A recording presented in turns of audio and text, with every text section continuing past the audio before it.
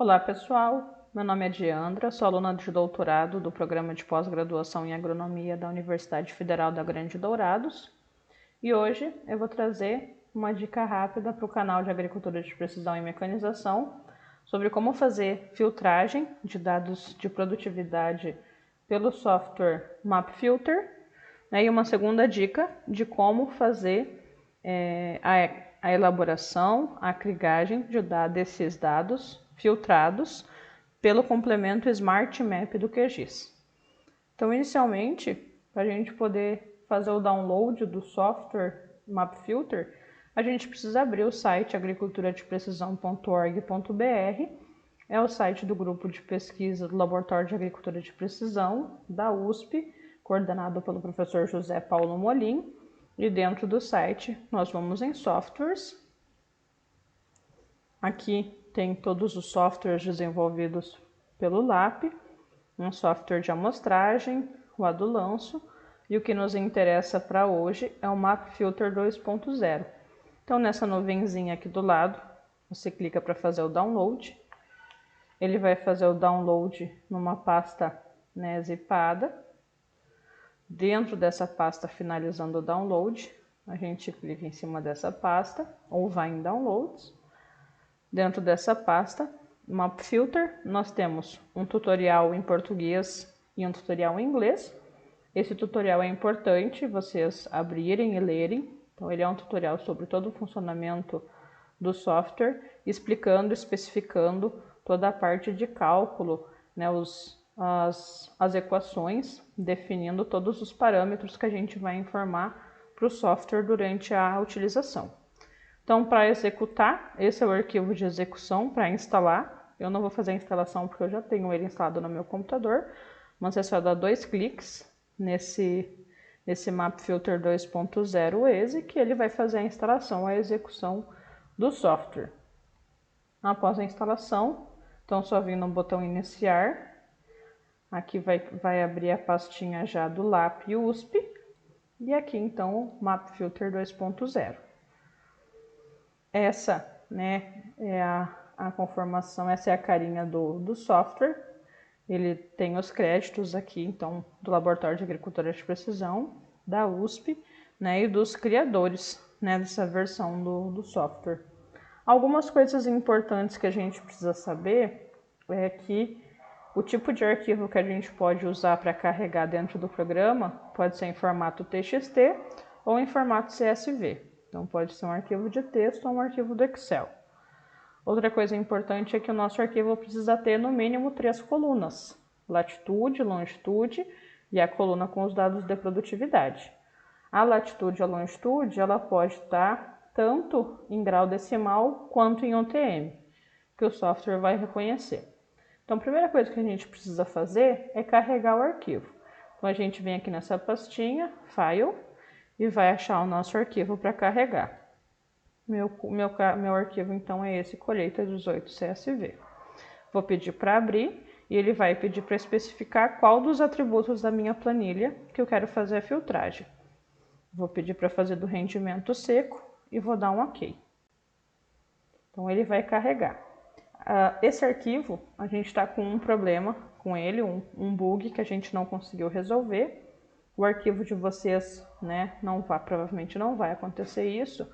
É para ele abrir o mapa, já o mapa com os dados originais aqui nessa área em branco. Ele está abrindo um pontinho ali, que a gente não conseguiu resolver esse problema, né, mas o mapa de vocês é para abrir aqui nessa área em branco.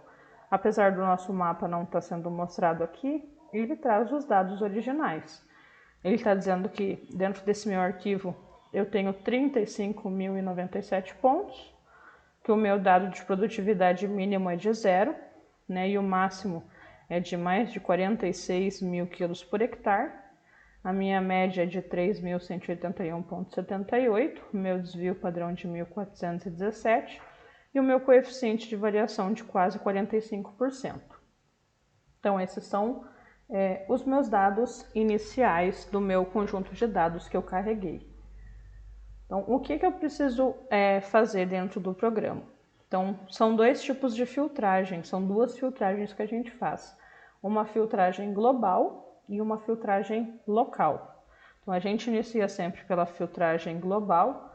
Nessa filtragem, a gente vai especificar o quanto de variação que eu vou aceitar dentro, né, desses meus dados. E a partir desse limite que a gente definir, ele vai definir para nós os limites superior e inferior dos nossos dados, vai fazer um corte utilizando a mediana. Né? Para vocês verem a questão de cálculos desse corte, só vocês buscarem o PDF do tutorial que está na pasta do MapFilter. Então eu vou informar para esse exemplo que eu quero que ele considere um limite de variação de 80% e vou pedir para ele processar. Esse primeiro processamento é bem rapidinho, ele já completou essa primeira filtragem e eu vou dar um OK. Aqui está o meu mapa, era para ter aparecido inicialmente, mas como eu comentei por um problema que a gente não conseguiu resolver, ele aparece após a primeira filtragem. Então eu fiz a minha primeira filtragem, que é a minha filtragem global, e ele já dá os meus novos dados da primeira filtragem. Então a gente pode verificar que o meu número de pontos, ele reduziu para 33 mil pontos, 33.676 pontos, né? O meu mínimo, meu valor mínimo de produtividade subiu para 673 quilos por hectare. O meu valor máximo, ele baixou para 6.020 quilos por hectare. A minha média subiu para 3.241. O meu desvio para 970 e o meu coeficiente de variação já baixou aqui para menos de 30%. Então, eu fiz essa primeira filtragem, essa filtragem global, e agora a gente precisa fazer a filtragem local. A filtragem local, ela basicamente faz um refinamento dessa filtragem. Né? Novamente, reforço que as explicações dos cálculos utilizados para essas filtragens, eles vão ser encontrados no PDF do tutorial. Então, o que eu preciso definir? Qual é a minha distância de dependência espacial e qual é o meu limite de variação dentro dessa distância que eu vou estabelecer. Então, para esse exemplo, eu vou definir que a minha distância de dependência espacial vai ser de 100 metros e o limite que eu vou aceitar dentro desses 100 metros vai ser de 20%. Né? E eu vou pedir para ele fazer um novo processamento. Esse processamento ele demora um pouquinho mais, ele é um pouquinho mais pesado, então a hora que ele finalizar esse processamento eu retorno com vocês. Voltamos então, pessoal, a nossa filtragem ela está completa, vou dar um OK e ele carrega então os nossos novos dados após a segunda filtragem. Ele reduz o número de pontos para pouco mais de 21.700 pontos. O meu número mínimo de produtividade subiu para 1.536. O máximo foi para 5.126 quilos por hectare, a minha média para 3.445. O meu coeficiente de variação ele ficou abaixo de 20%. Para a questão desse exemplo, desses dados, para mim a filtragem já está OK. Conforme vocês vão fazendo a filtragem dos dados de vocês, vocês podem ir alterando esses ajustes. Se eu quero, né, uma variação de limite maior ou menor, se eu quero uma distância, né, maior ou menor, e até mesmo essa filtragem global, vocês também podem ajustar conforme a necessidade de filtragem do banco de dados de vocês. Como para mim essa filtragem já está OK, eu vou salvar. Para salvar a gente vem nesse disquete e eu vou definir onde eu vou salvar e qual vai ser o nome desse meu arquivo. Então, vou vir aqui em Curso QGIS, Dicas Rápidas, e vou dar um nome para esse meu arquivo. Então, vou colocar Dica Rápida, MapFilter. Ele já vai salvar como arquivo CSV, e eu vou dar um salvar. Ele já salvou. Eu posso já fechar o meu, se eu não for mais fazer nenhuma filtragem, posso fechar o meu software. Se eu quiser fazer uma nova filtragem, só ir aqui em File, carregar um novo arquivo e continuar a filtragem.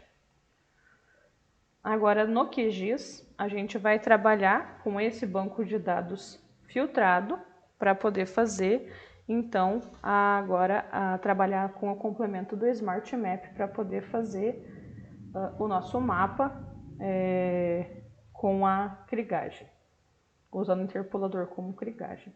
Então, a primeira coisa que eu preciso fazer é carregar o meu arquivo de mapa de pontos já que foram filtrados.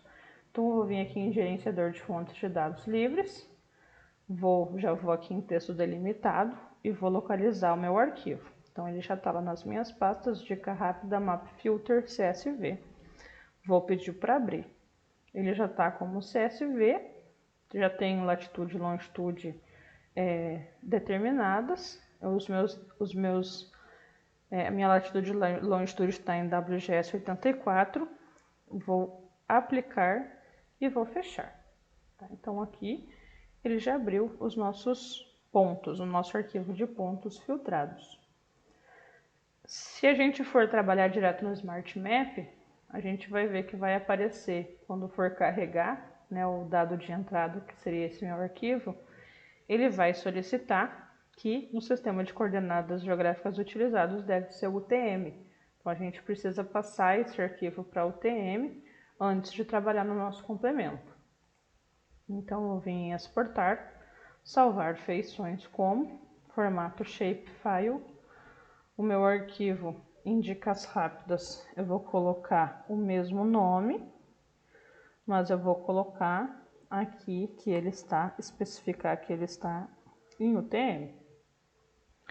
Vou salvar, vou pedir para ele salvar como UTM, né, não em UTM Zone 21S, aqui vocês precisam verificar o SRC certinho da camada de vocês. Vou dar um OK. E ele já salvou, já exportou. Eu vou remover essa camada, para não ter confusão. Vou remover a camada e vou trabalhar então com essa nova camada em UTM. Importante, pessoal, vocês salvarem o projeto. Se o projeto não estiver salvo, o complemento do Map Filter também não vai funcionar. Como eu estou falando para vocês desde o início, o complemento do Smart Map. Como eu estou falando para vocês desde o início, o Smart Map ele é um complemento. Se ele não estiver habilitado, vocês precisam vir em complementos, gerenciar e instalar complementos, digitar ali o Smart Map, ele já vai aparecer. Para mim ele já está instalado. Se vocês não tiver, é só vir instalar complemento.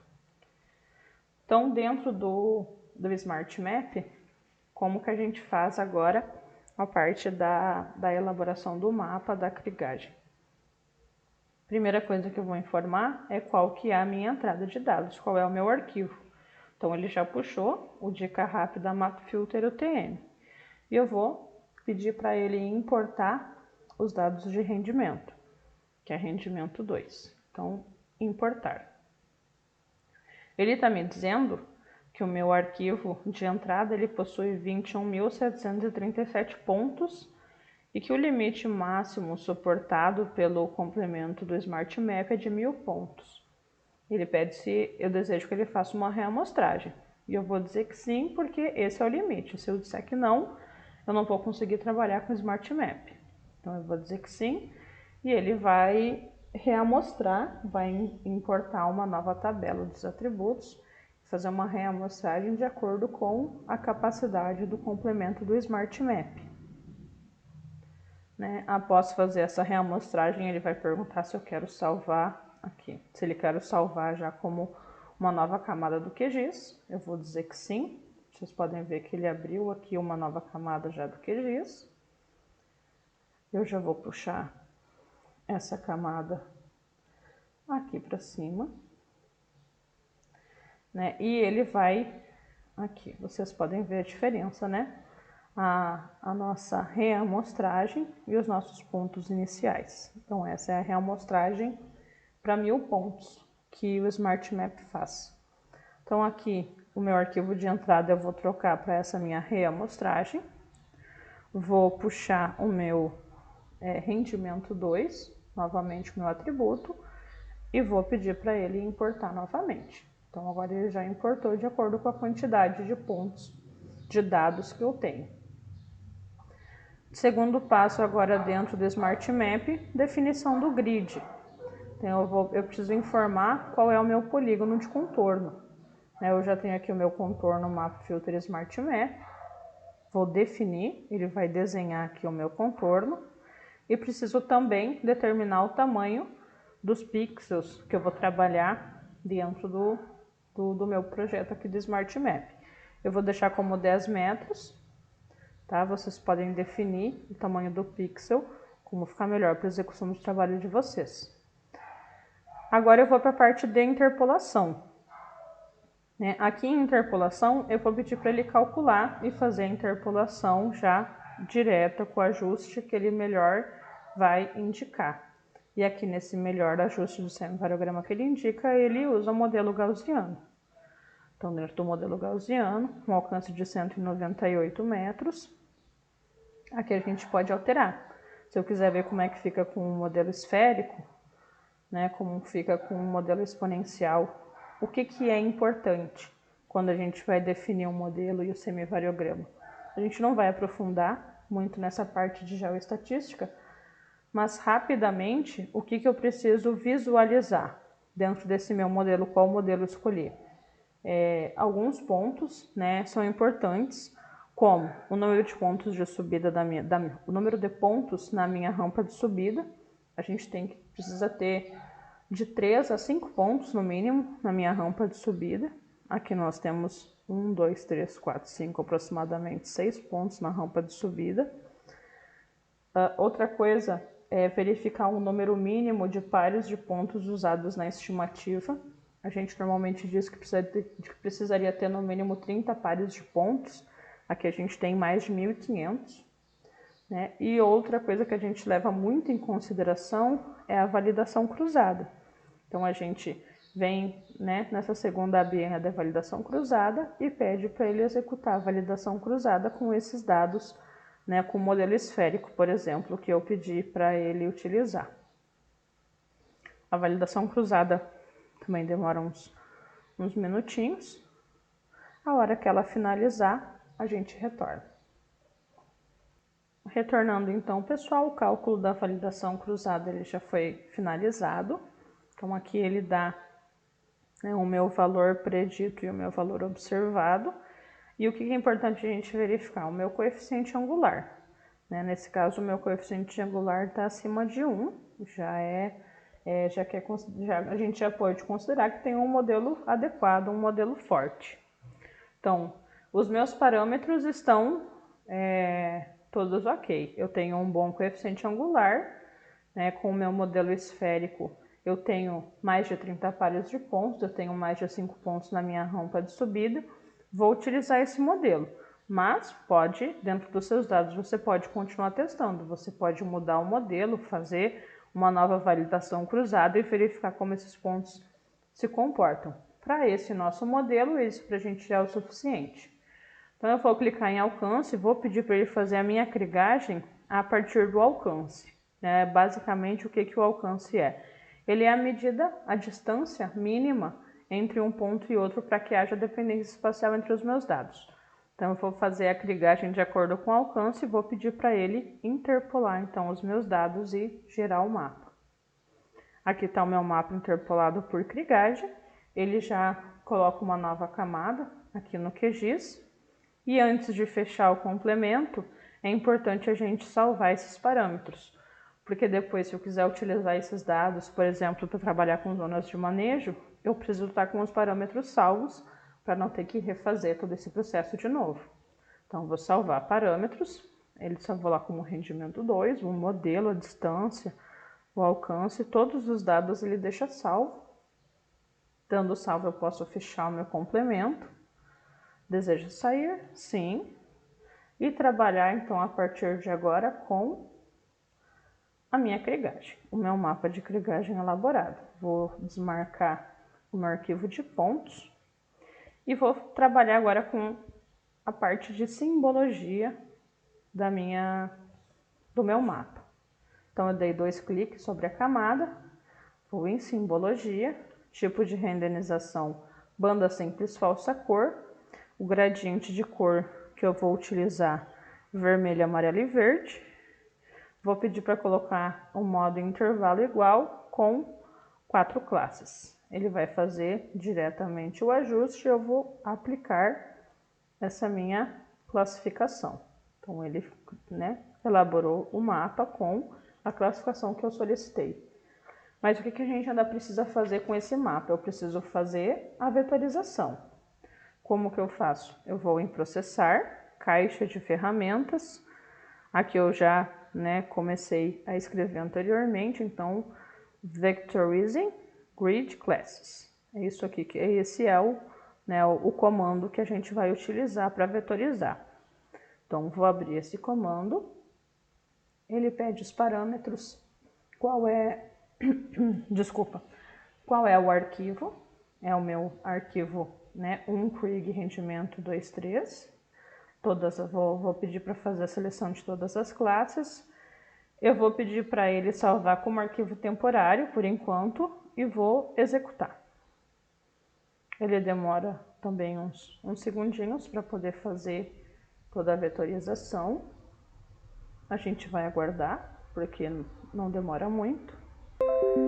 Ele já finalizou a vetorização, então eu posso fechar. Vou fechar aqui a minha caixa de ferramenta. E aqui está a vetorização. Então, o que eu vou fazer novamente? Vou ajustar a simbologia. 2 cliques, simbologia. Aqui, no lugar de símbolo simples, eu vou colocar graduado. Vou pedir para ele classificar de acordo com o valor. O gradiente de cores eu vou colocar novamente como vermelho, amarelo e verde. Vou solicitar para ele colocar o modo como intervalo igual e para 4 classes, como foi feito anteriormente. Peço para ele aplicar e dou um OK. Tá? Vocês veem que ele ficou bem, né, marcado nessa parte quadriculada. Vou voltar ali em categorizado e vou vir em símbolo. Símbolo, configurar símbolo, preenchimento simples, eu vou colocar sem preenchimento, a cor do preenchimento. A cor do traço, vou colocar traço transparente e vou reduzir a minha largura do traço. Tá? Vou dar um OK, aplicar e OK. Então, esse é o meu mapa vetorizado. Tá? Então, esse é o mapa que nós fizemos pelo complemento Smart Map a partir dos dados de produtividade filtrados com o software MapFilter. Tá? Essa é uma nova dica do canal de Agricultura de Precisão e Mecanização. Se vocês gostaram desse vídeo, deixa um like. Se vocês tiverem alguma dúvida, só colocar nos comentários, que assim que possível a gente vai estar auxiliando todos vocês. Um abraço.